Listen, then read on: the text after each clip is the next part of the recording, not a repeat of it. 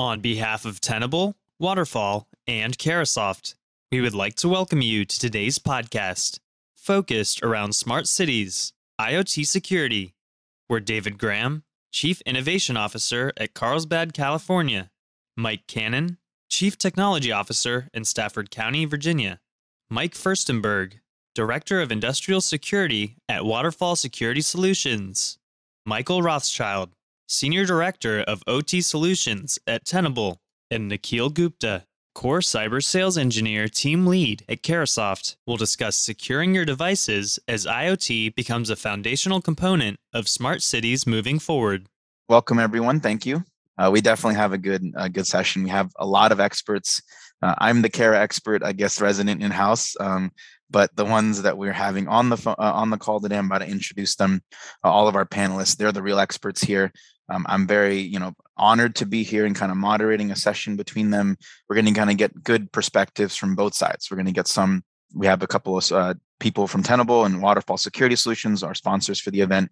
And then we also have some representatives from municipal governments in different counties in the US. So good perspective to get both. We can get our vendor perspective and then as well as the actual government employee perspective, right? Some things they're working on. So without further ado, let me introduce all of our speakers for today. The panel that we have, these guys have very, very long and very established pedigrees. So it's amazing how much these guys have done. So we're going to start out with you, David. David Graham is the CIO for Carlsbad, California. He is a veteran local government leader. He's worked for the County of San Diego, the City of San Diego, and private sector public affairs. Right now, as I mentioned, he is the Chief Innovation Officer for the City of Carlsbad, in the first position of its kind in the San Diego region. He's covering all an electric car share fleet in North America. He's an open data platform for development permitting and the largest municipal leader for Internet of Things platforms. He is using smart streetlights. He is one of the first and one of the largest municipal areas and leaders that have this in his environment in North America. David is also a board member of Clean Tech San Diego, a board member of Scale, and a founding member of Metro Lab Network. He serves as the national and regional leader in smart and sustainable communities. He also co-chairs the Civic Innovation Executive Chair Program of the Technology Entrepreneurship Center at Harvard, and is a co-chair of the UC San Diego Civic Leadership Council for the School of Global Policy and Strategy. David is instrumental in bringing public sector insights to academic programs. He's also the core chair of the San Diego Smart Cities Alliance, and he is definitely a recognized leader and a regular conference speaker nationally, internationally. I'm happy and I'm pleased to kind of have him on the panelist today. So, David, thank you for joining us. So for next, after David, so we're going to introduce Michael Rothschild. So Michael, he's the Senior Director of OT Solutions at Tenable. He's been in the industry for over 20 years. He has 20 years of security experience in the OT space. Right now, obviously, he's been at Tenable for a little while now. He has been a professor of marketing before. He has published several works on the topic. And he also currently occupies an advisory board seat at Rutgers and Ithaca College. He is also a very good expert in this space and has had a lot of conversations and kind of good talks internationally and nationally as well. So, Michael, thank you for being here and being a part of the panel. So for not to confuse everyone, so we have a lot of, as you guys might see, we have a lot of Mikes and Michaels on the line today, or as part of our panelists. So Michael Rothschild is the first one I just introduced. Going to be introducing now the first Mike Furstenberg. He is the Director of Industrial Security of Waterfall Security Solutions. Mike, he brings over 2 decades of experience in control security. He specialized in systems cybersecurity. He's also the formal chair of the American Water SCADA Council, and he studied computer science, chemical engineering, and mathematics at the University of Pennsylvania. He's actively participating in ISA, which is a member of the ICS JWG Industrial Steering Team, and serves on committees that have created industrial cybersecurity guidelines and roadmaps in many sectors. Mike Furstenberg, or the first Mike for today, thank you for being here and being part of the panel. It's a pleasure. And then last but not least, the second Mike for today, Mike Cannon, Chief Technology Officer. Also, so this is another leader in the government space for Stafford County, Virginia. Mike has over 30 years of IT experience. He's served since 2016 as the CTO, or Chief Technology Officer, for Stafford County. He manages a staff of about 20 people and about a budget of $3 million. He's focused on and has been focused on broadband expansion throughout the county for the pandemic and building the first of its kind smart city test bed for the Commonwealth located in Stafford. We're going to ask him about that later. Just a little heads up for you guys. It also utilizes smart bed technology and a variety of IoT devices to demonstrate and validate a variety of use cases focused on public safety, the environment, and quality of life. And he's also the CIO for the International City County Management Association from 2013 to 2015, a nonprofit organization that actually serves over 10,000 members in local government management. Prior to this job, he's served as was the Chief Information Officer (CIO) for the city of Rockville, Maryland. That's a place near and dear to my heart. I grew up next to Rockville in Maryland, so appreciate that, Mike. He developed and implemented 2 strategic IT plans there and was responsible for building the city's first institutional network of fiber connecting the city's facilities. And then he's done a number of consulting engagements for the city and county over the past 2 decades, continues to do so for Rockville. And then he's always the program chair of Society of Information Management Capital Area chapter for a lot of the C-level tech execs in that area too.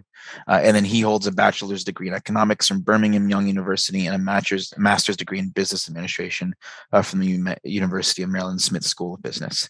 So Mike Cannon, thanks. The second mic for today. Thank you. And it's a pleasure to have you on the panel too. So with that, everyone, that is the panelists for today. A little bit of an intro for you guys. Obviously, we want to get into the contents. Let's go ahead and kind of go right into it. So for first question, everyone, and again, thank you for everyone being here, audience, and as well as the panelists. This first question is going to go to David. David Graham, you are this obviously as a CIO for Carlsbad, California. I wanted to ask your opinion to start us off about IoT security, this notion of IoT security, right? Wanted to kind of start off our discussion today looking into, obviously when we think of IoT security, we're thinking of technology, we're thinking of tools, we're thinking of, getting, best in breed products or cybersecurity solutions, right? And of course that's a component. But I want to start off the conversation today looking at like the people and policies around IoT security. Talk to me about that and how kind of IoT security is not just adding another tool, but it's also dealing with in kind of improving upon a lot of the experts and the policies we've built in the IT space for so many years already. Thank you so much for the question, and I'm very interested to hear from all of our panelists through this. Appreciate Carahsoft pulling us all together because, IoT, or people even say IoE, Internet of Everything, is something that has been a very hot topic. But I like to think about the fact that we go back to a lot of fundamental principles regarding the deployment of it and just general network cybersecurity. Sure, we're focusing on the devices. We're focusing on things like smart street lights, smart water meters. We're thinking about the fact that you can, deploy these sorts of things, whether it's traffic management, mobility, parking. There's so many different ways that you can use connected devices to support the big goals that our communities have and improve the lives for everyone. And certainly we see really scary type doomsday scenarios of what happens if hackers get a hold of the water system and begin poisoning people. It's stuff straight out of the movies, right? And while those are possible, fundamentally, when we look at the types of issues that we're facing, it really comes back to some fundamental things that matter in IT and IT security, which first and foremost is networks and network security.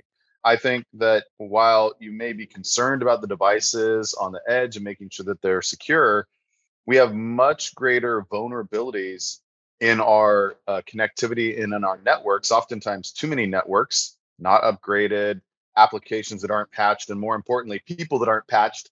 And I joke about that because, frankly, the biggest weakness we have in our entire cybersecurity scheme are the workers and contractors and the folks that are connected to our network, clicking on that link, bringing that dirty thumb drive.